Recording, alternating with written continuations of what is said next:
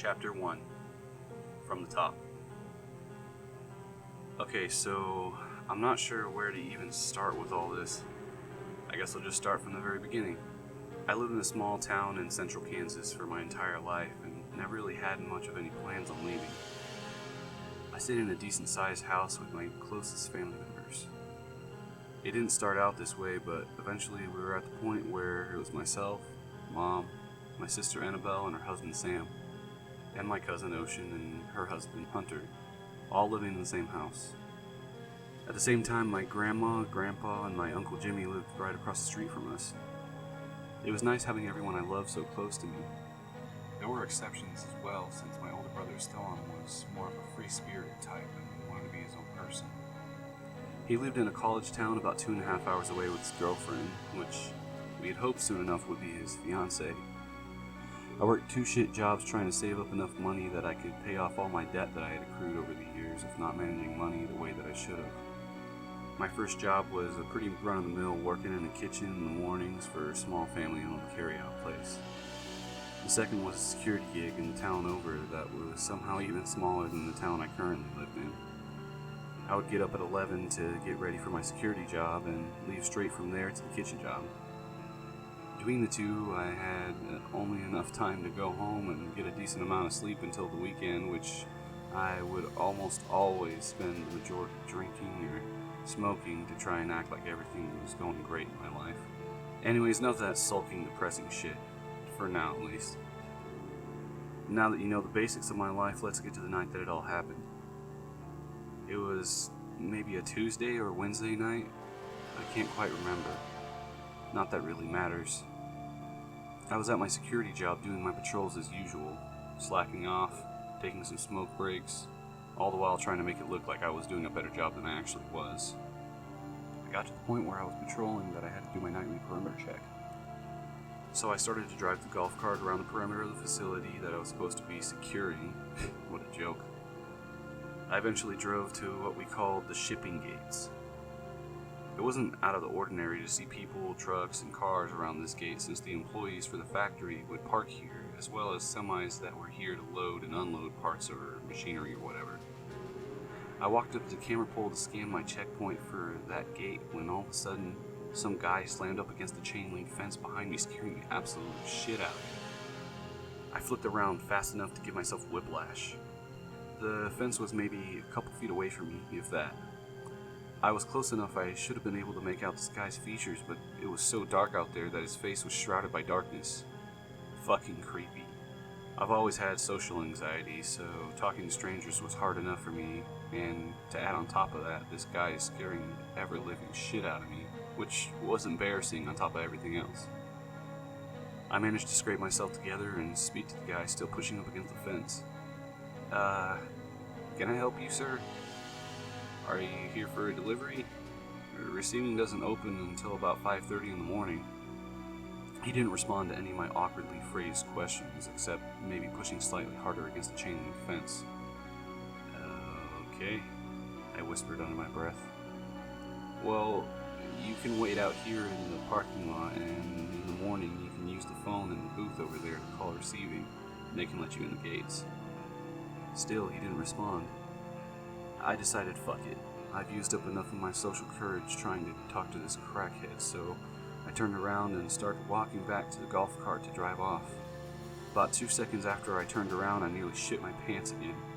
The guy that was standing at the fence let out a blood-curdling scream that would have sent even the most manly of men running home to their mamas. I spinned around thinking, what the fuck is this guy on? Then he backed up and repeatedly bashed his body against the fence. I stood there frozen, with what I could only describe as a combination of bewilderment and pure fear. Each time he backed up and charged the fence, his face came into view from one of the light poles. What I saw chilled me to the bones. It was like someone took his face and drug it on the road for a couple miles before finally cutting him loose. My first thought was, zombies. Fucking zombies. Are you serious? But when I came to my senses, I reassured myself, no way. This guy's just on some fucking bath salts or something. At which point I realized either way, this piece of shit was going to eat my face. I sprinted to the golf cart, fumbling around my pockets looking for the company cell phone. I dialed 911 and finally connected to a dispatcher. I quickly explained my situation, careful not to use the word zombie and more so using the word cracked out asshole. The dispatcher reassured me to get to a safe distance away and that they would send a patrol car out as soon as possible, but to stay on the line. I drove as fast as the piece of shit golf cart would take me back to the front desk, which was a reasonable distance from this guy at the fence, and I could watch him on the cameras there. I made it to the administration building and sprinted to the front desk and pulled up the gate cameras on the computer. He was gone. The chain link fence torn down in about a 3-foot section. Fuck! He's gone. He must have gotten through the fence. Please calm down, sir. We have a couple of patrol cars en route to your location. They'll be there soon to handle the At that point, the phone cut out. I quickly came to the conclusion that I didn't get paid enough for this shit. I kept reassuring myself, they'll handle this crackhead, and I could tell my supervisor to go fuck himself and go home and never come back. The thought of never coming back to this shit job enlightened my spirit a bit and drew back the adrenaline running through me just a little. A couple of seconds later, I could see a police officer knocking on the front door, so I quickly buzzed him in. I explained to him what had happened and that I lost the call with the dispatcher probably because our work phone was a piece of shit. Then I showed him the camera and the section of the fence that the guy had knocked down. I explained to him how to get to the area around the fence, and he was off. At this point, there wasn't much to do but sit there and watch the cameras. I had a queasy feeling in my stomach from the whole ordeal. I decided to try and call my mom at home. It was still a couple of hours before she would have had to get up, but she worked here in one of the buildings, so I thought it would be a good idea to warn her about what had happened. I also really needed to vent to someone. I dialed her number on my personal phone, but got absolutely nothing. That's weird. I tried calling her number on both work phones and even the landline that we had running to my desk. Still nothing but the dial tone. Okay, this is really starting to fuck with me. About that time, I could see the 2 police officers rounding about the outside of the fence where the guy had broken through. I watched as they examined the area. I wish I could hear what they were saying, but these weren't those kind of cameras. After looking at the fence and the surrounding area, they looked at each other for a couple of seconds and then both pulled out their guns from their duty belts. Oh shit. They proceeded through the hole in the fence off camera slowly and carefully. Nothing happened for several minutes before I heard multiple gunshots. Oh fuck! What the fuck? This is too goddamn much. I picked up my lunchbox and personal belongings while throwing the work phones and keys on the desk. I walked out to my truck and threw my lunchbox in the passenger seat and sped off out the entrance of the parking lot, making a loud screech with the truck tires, as I now had even more adrenaline in my body. The drive back home was pretty quiet. There wasn't anyone driving around the street since it was around 3:30 in the morning by now.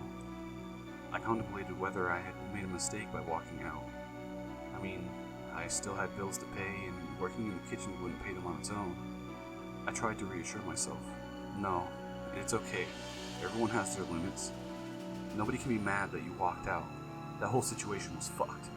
By the time I rounded the corner to get to my house, I had calmed myself down a little bit. I pulled into the driveway and parked the truck and just sat there for a minute before lighting a cigarette. I rolled the window down just enough to let the smoke out.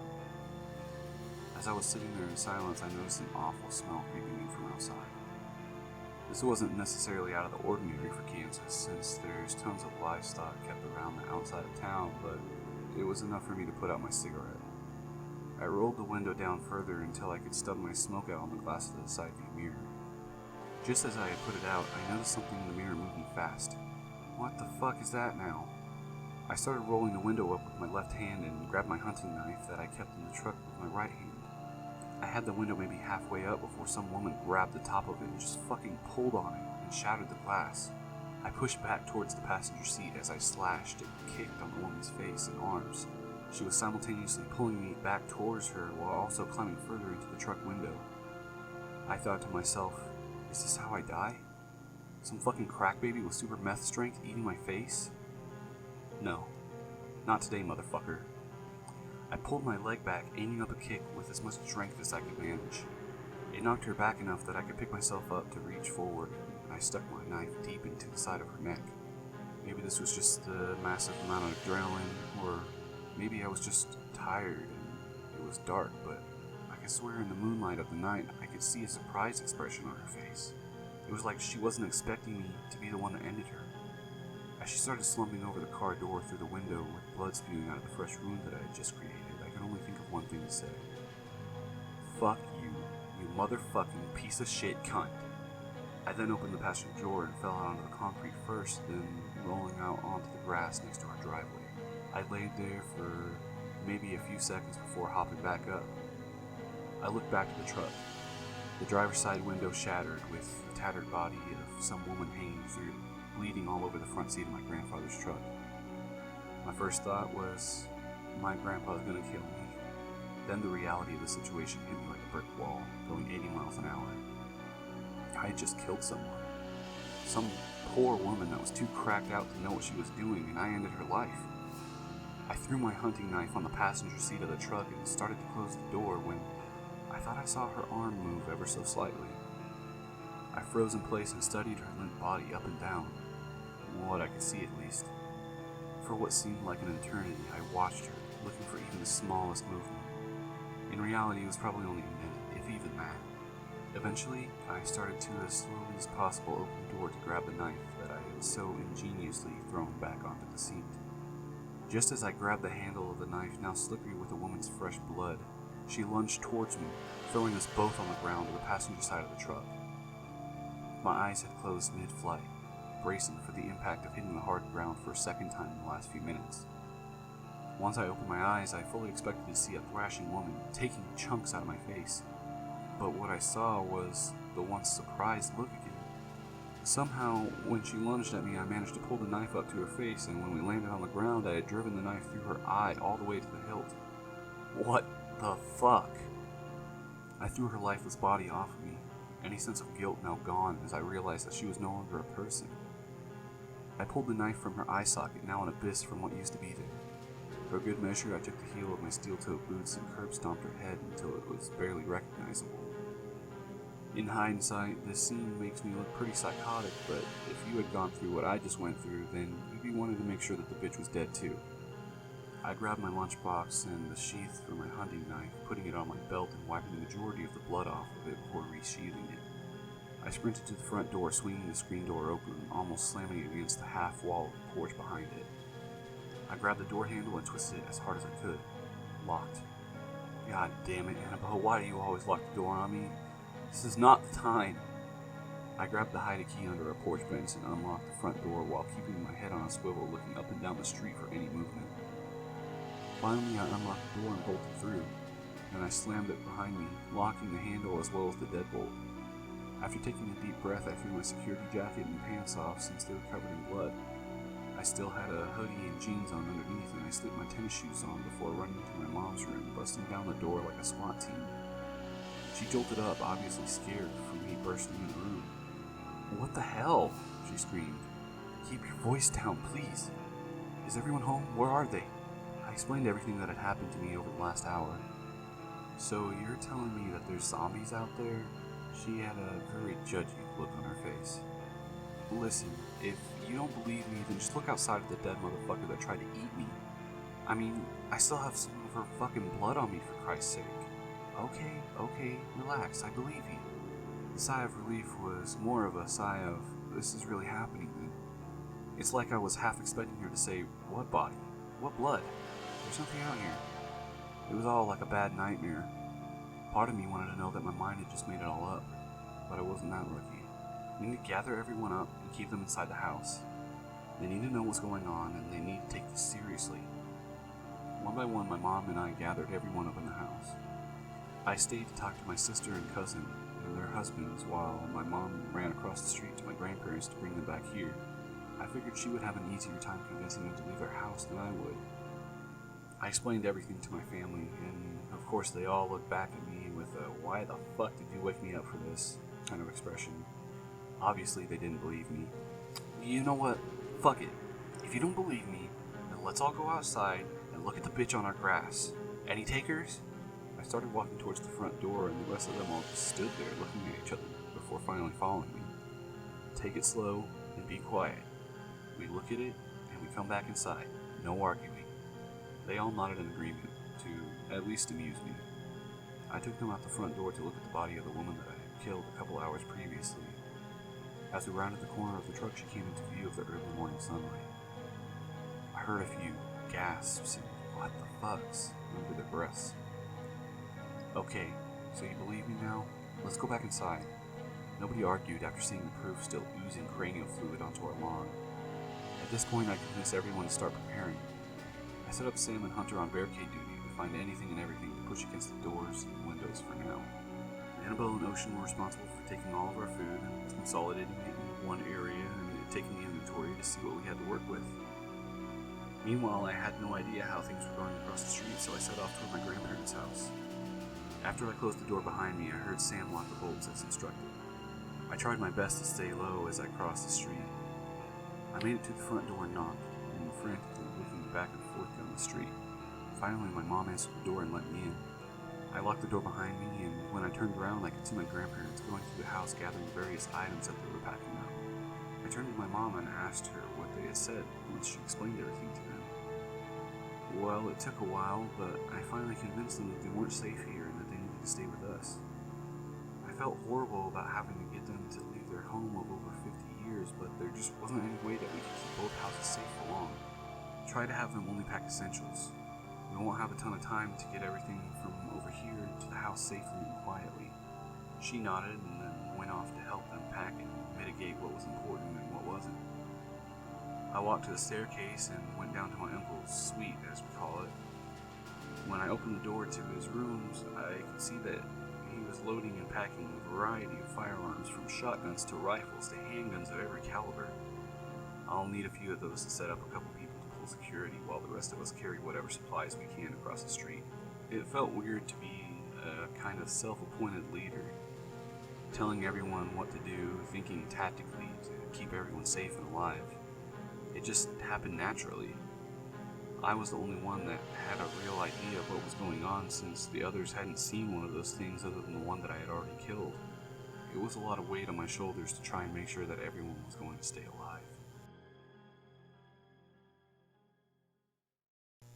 I want to thank you all for listening to my first rendition of the reading for my book that I've been working on for the past few years. It's taken me a while to get here, but I am really enjoying it, and it's a little bit of work, but I'm hoping to make this a constant project that I will continue to work on. My book's not finished yet, but I'm also hoping that I can continue to work on that as well, and just go ahead and bring this on to YouTube, Facebook, whatever I'm going to post this on, and hopefully people enjoy it. I don't know. It's kind of my little passion project. So, thank you very much for watching, and I will see you next time.